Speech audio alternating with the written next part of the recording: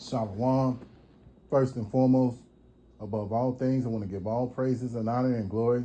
It's definitely due to Yahweh, Ba'ashem, Yahushua, Ba'ashem, Rekah, Kradash.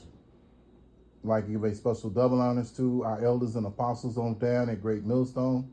And peace and salutations to the elect. May the blessing of election be upon your household, on you sincere brothers and your few sisters out there that listen and take heed to the true doctrine of Yahweh Ba'ashem, Yahushua, as spoken by his servants, the prophets. And I wanted to go into Esau will not be saved. And Lord willing, I hope and pray that this will be edifying. So, contrary to what's been put out there by this group Genesis, Esau will not be saved. There's no way that he can be saved. You have to understand that Yahweh Ba'ashem Yahushua regards the nation of Esau, Edom, as the wicked. And so when you go into Romans chapter 9,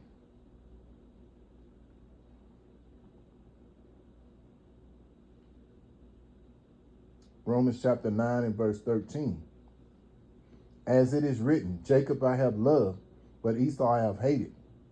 So the seed of Esau is hated by Yahweh Ba'ashem Yahushua, Yahweh being the name of the Heavenly Father, which means he is or he exists. And then you have the son's name, which is Yahweh Shai, which means he that delivers. So the Lord has a hate for these Edomites.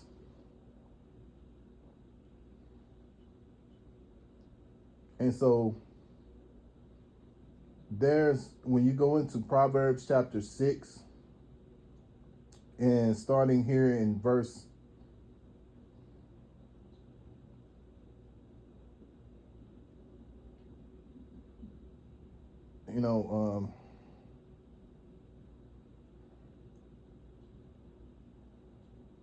verse 16, and here it goes. Proverbs chapter 6 and verse 16, starting in verse 16.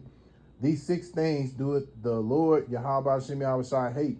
Yea, 7 are an abomination unto him: a proud look, a lying tongue, and hands that shed innocent blood, and heart that deviseth wicked imaginations, and feet that be swift in running to mischief.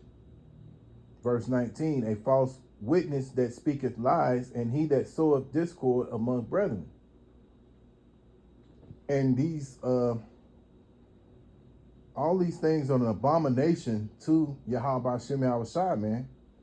And Esau fits all this. He fits the criteria for all these traits. He has a proud look. He has a lying tongue. His hands are hands that shed innocent blood. You think about it. You have World War I, you have World War II, and we're on the verge of World War III. When you think about what's going on in Venezuela, this could potentially lead into a full all-out war.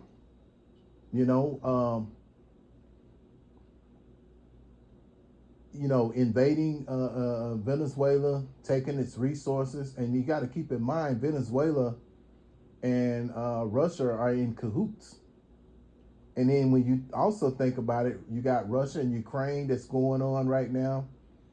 And they've been back and forth, which that should be something between Russia and Ukraine, because Ukraine is a part of Russia. But Ukraine wanted to break away from Russia.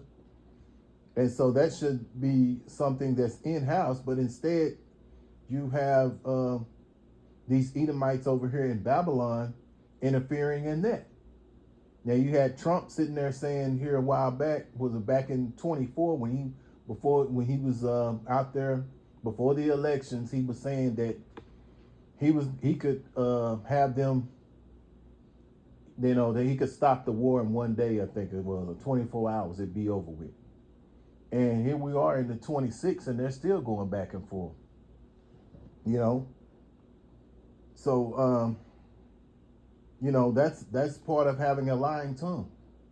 Because at the end of the day, war is big business for these Edomites, beginning with the wicked elite. And they make money off of it. They buy the ammunition, they buy the guns, the missiles, so on and so on, the tanks, and all these different, so on and so on, different these different weapons. And meanwhile, these Edomites, beginning with the wicked elite, are making the money.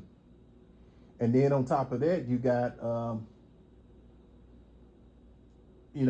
them invading countries and taking their resources. And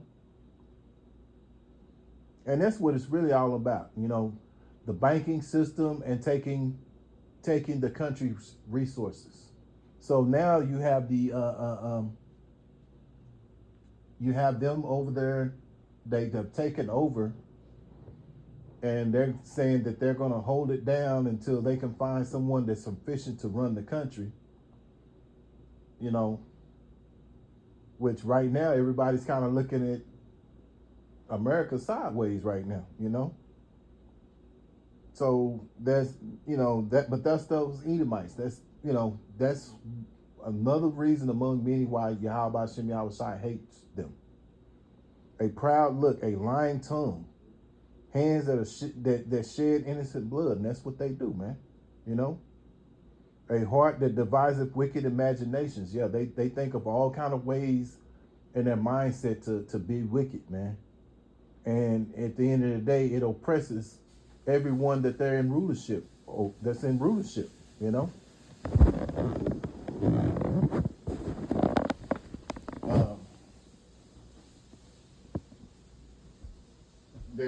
They're swift to feel swift to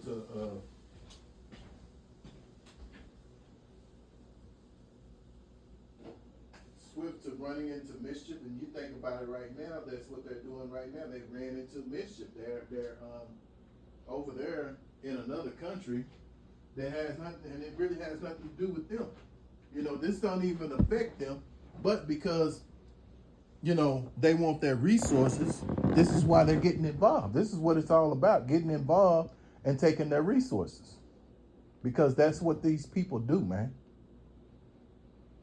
And at the end of the day, they're never satisfied. When you go into the book of Habakkuk, chapter 2 on down to, I believe, verse 5, it shows you the Lord shows you the mindset, of these people, that they're, even though his soul is lifted up, he's not an upright man. So he's lifted up amongst the nations, but he's not upright.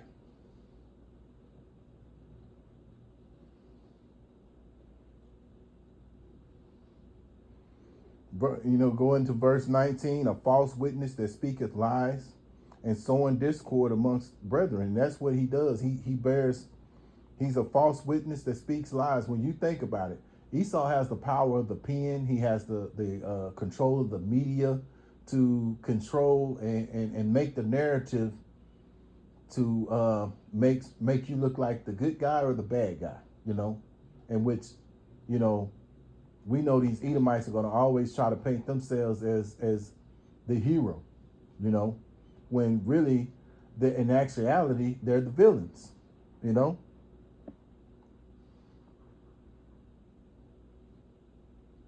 So I'm going to go into Psalm chapter 49.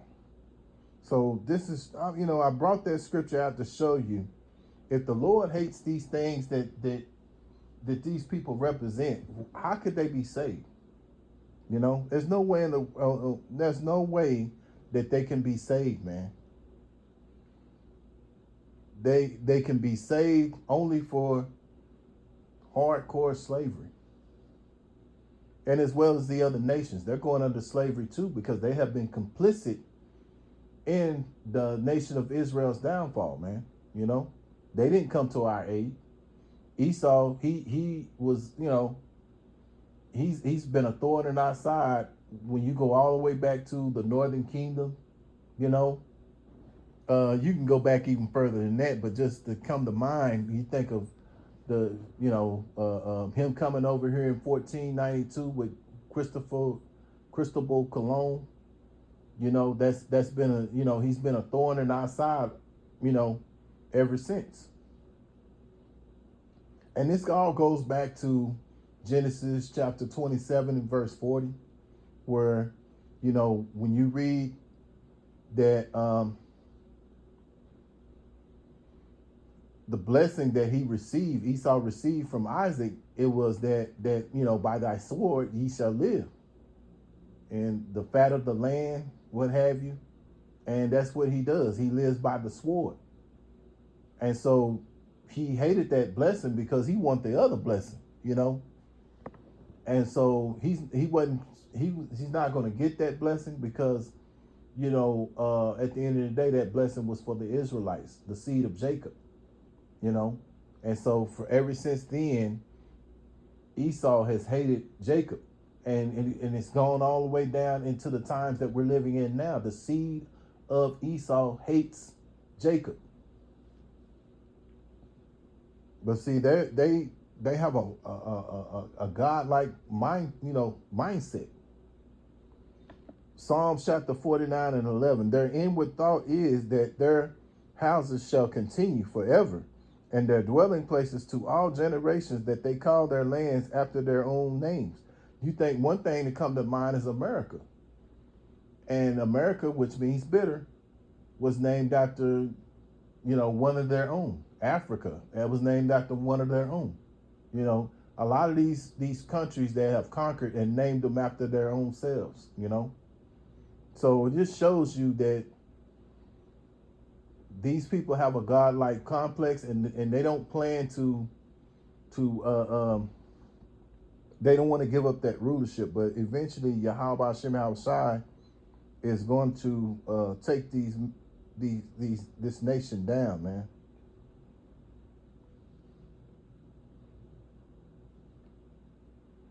Isaiah chapter 14, and I'll start here in verse 13. For thou hast said in thy heart, I will ascend into heaven. I will exalt my throne above the stars of Yahweh by Hashem Yahushai. I will sit also upon the mount of the congregation in the sides of the north. And where he's resided right now is in North America,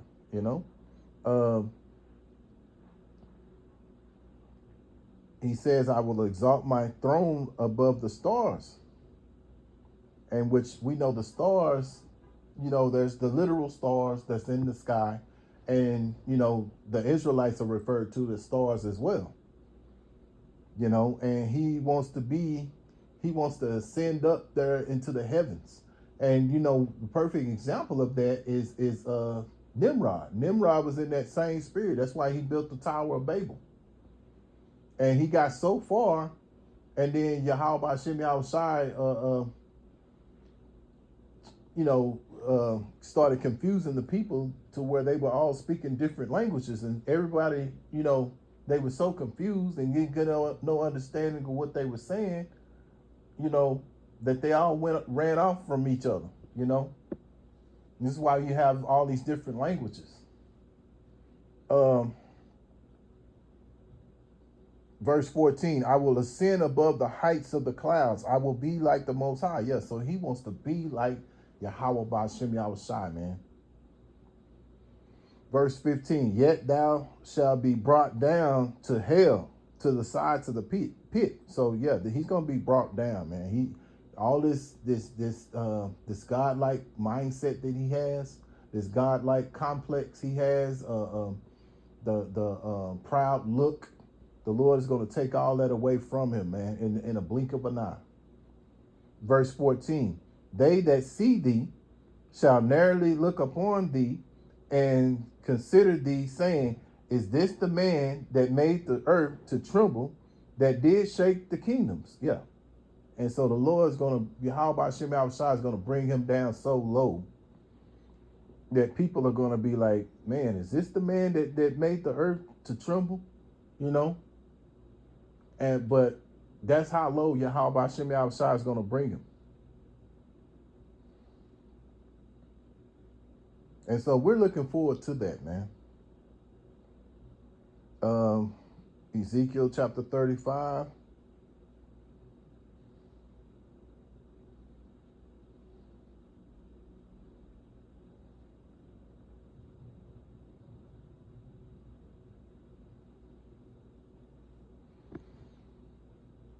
verse 13. Thus with your mouth ye have boasted against me, and have multiplied your words against me, and I have heard them.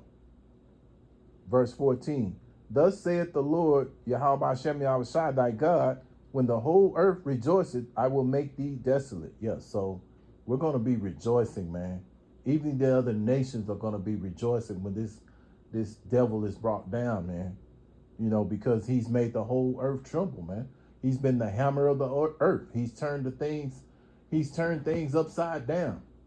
And he's made our people go off, you know. And the scriptures say, learn not the way of the heathen. And that's what he has done. He's learned Jake has learned the ways of the heathen, man.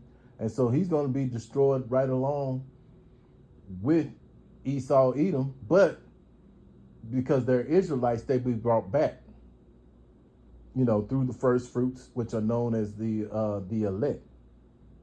And when they come back, they're going to be righteous. But right now they're unrighteous, and as the scriptures say, their deeds have surpassed the wicked. But we know that, you know, this is, you know, thing about Jake, you know, Esau will make Jake look like the bad guy. But at the end of the day, which Jake is wicked as hell too. But the deal is with Esau is, who did Jake learn all these wicked things from? The scriptures say, learn not the way of the heathen. And Esau is referred to as the heathen. When you go into Jeremiah chapter 10 and verse 2, learn not the ways of the heathen. And see, that's what Jake has done. He has learned the ways of the heathen. And, you know, and because of that, he's going to be destroyed, man. And so you have that remnant that is coming back to Yahweh Hashem Yahushua. You know, we're in shame for all the things that we have done.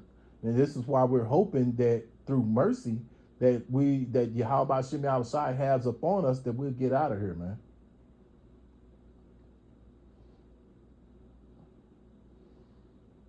So Yahweh Hashem Yahushua is going to make this place desolate. And that's what we're looking forward to, man. So it won't be no saving this devil Esau, man. Isaiah chapter 47, verse 1. Come down and sit in the dust, O virgin daughter of Babylon. Sit on the ground. There is no throne, O daughters of the Chaldeans, for thou shalt no more be called tender and delicate. So when you think about Babylon, Babylon is going to come down once these other nations turn upon Babylon with those missiles, because that's what's going on. And you can see Babylon is making enemies amongst all these other nations, man. You know, and at the end of the day, what's going to happen is all these nations are going to turn upon Babylon. This is why the scriptures say, come down and sit in the dust, because that's what's going to happen. You know, once these missiles start hitting and things hitting this place is going to be just the you know, it's not going to be, it's going to be so bad that it can't be nothing done to it. You know, they can't, you know, rebuild it, because, you know, Esau's spirit is like this, which is spoken about in Malachi. You know, if it get tore down, they'll build back up. But see, when Yahweh Hashem Yahushua does it, he's gonna when he tears it down, it ain't gonna be no building back. This place is gonna be a desolate place, man. You know, where only, you know, creeping, crawling creatures are gonna be, maybe buzzards, you know, things of that nature. That's gonna be only thing. They're not gonna. This place ain't gonna be somewhere that they can. It's gonna be made as a memorial, or well, not a memorial, but a reminder of how wickedness was up on the earth.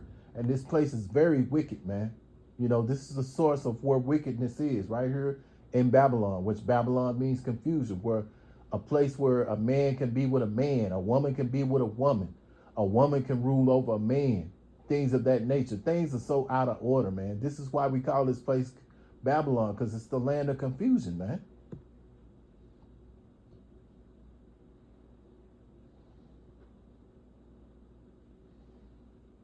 So Babylon is going to be sitting in the dust, man. Proverbs, see, Proverbs chapter 29 and verse 2. When the righteous are in authority, the people rejoice. But when the wicked beareth rule, the people mourn. And right now, that's what's going on. You have Jake mourning. And hell, you even got these other people that's in these nations. They're mourning. You know, that's of the other nations. They're mourning because of this devil being in rulership. See, once the righteous take over, beginning with Yahweh Shai, they're going to see that being that this place, you know, that the earth is going to be in righteousness, they're going to see this is the way to rule. I mean, you know, this is the way to, you know, this is a fair rulership. You know, they're going to realize, they're going to be like, man, this is way better than how this devil was ruling everything, you know, because he's the hammer of the earth. He's turned everything upside down, man. Polluting the water, the food, you know, the skies. You know, who does that? And then you got to turn around and you got to go, you and your family have to go be out in it, which makes no sense. See, even the trees and the you know, the animals, all of them, they're going to even be rejoicing, man. You know? Okay, so let me go to Colossians chapter 3 and verse 25.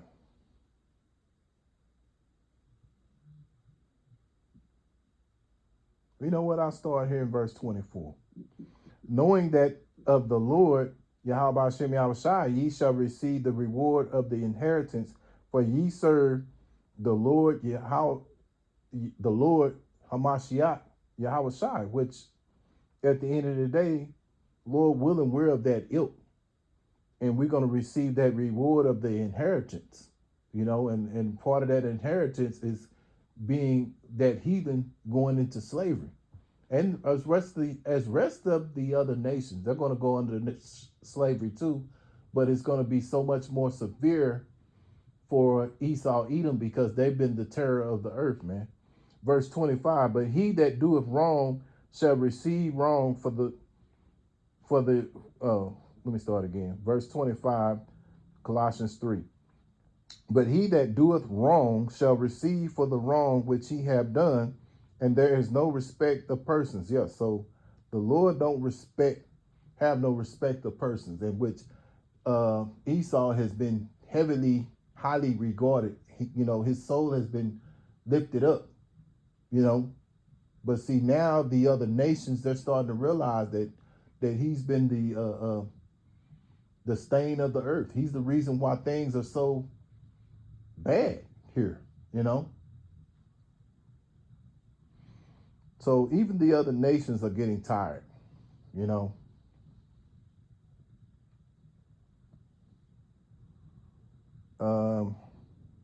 Let's see if I can get another one here. Psalms chapter 2 and verse 8.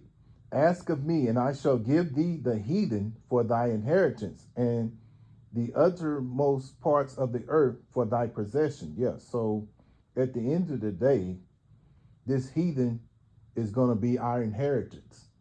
You know, he's going to be our slave. He's going to build our kingdom. You know, them and the other nations are going to build our kingdom. And that's what we're looking forward to. Let's go to Obadiah. We're going to get these scriptures to show that this man has no chance to be saved, man. This nation of Esau, Edom has no chance of being saved. Yeah, they'll be saved for slavery, but to get the inheritance of being in a righteous kingdom, to get the benefits of the righteous kingdom, no, they're gonna get double what they have given to our people. And when you think about Esau, Edom, look what they have done. They have fed our children to alligators. They have burnt our people up. lynched them, cut their genitals, just all kind of different things. There's a book called The Delectable Negro, where these people have eaten us, hoping that they get some kind of vitality from eating Jake, you know. And the list goes on and on. They have made they've made clothes out of our skin, shoes, you know. They have mocked us, they have scoffed us, you know. And so now it's their turn to be getting done like that, you know. But they don't want to do that, but it don't matter. What the Lord says is going to do is going to happen. So that goes into Romans chapter 3 and verse 3. So we'll go into that too. Obadiah chapter 3, verse 3 and 4. The pride of thy heart have deceived thee, thou that dwelleth in the cliff of the rock, whose habitation is high, that saith in his heart, who shall bring me down to the ground? So he's so prideful in his mindset, he's thinking, who gonna bring me down? I got it going on, which at the end of the day, everything you have received, you have received from the Heavenly Father, Yahweh Shem Yahushai, and the Son, Yahweh Shem Yahushai. Verse 4, though thou exalt thyself as the eagle, and though thou set thy nest among the stars, thence will I bring thee down, said the Lord, Yahweh Shem Yahushai. Yes, so the Lord is going to bring this man down. Yahweh Shem Yahushai is going to bring this man down, man. And that's what we're looking forward to. So moving along, let me go to Romans. Because, see, people don't believe what Yahweh Shem Yahushai says, man. But this is what Yahweh Shem Yahushai says about this. Romans chapter 3 and verse 3. For what if some did not believe? Shall their belief make the faith of Yahweh Shem Yahushai without effect? Yahweh Shem Yahushai forbid. Yea, let Yahweh Shem Yahushai be true, but every man a liar. As it is written, that thou mightest be justified in thy sayings and mightest overcome when thou art judged. So at the end of the day, it don't matter whether you believe or don't believe, because at the end of the day, you got Genesis saying that the heathen can be saved, and there's nothing scriptural about that. The scriptures say, prove all things.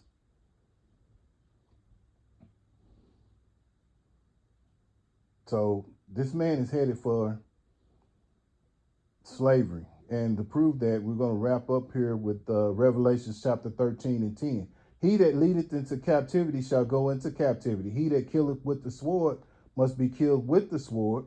Here is the patience and the faith of the saints. Yeah, so at the end of the day, this man is going to be led into captivity because he took the Lord's people into captivity. He that killeth with the sword must be killed with the sword. Yeah, so he's going to be killed with his own sword, And here's the patience of the faith of the saints. So that remnant that's known as the elect, they're going to be patiently waiting, and that's what we're doing right now. We're patiently waiting on Yahweh Shem Yahushai because he has his own set time that he's going to bring this devil down. So the mindset is to stay patient and wait for it to happen. We see in the spirit with all that's going on right now that he's bringing his own downfall. We see it. So it's just a matter of time. So it's all a matter of just being patient. So Lord willing, I hope and pray that this was edifying. This was very edifying. And once again, I want to give all praises and honor and glory that's definitely due to Yahweh B'Shem Yahushai B'Shem B'Kak Radash. Until the next time, Lord willing, I'll say Shalom.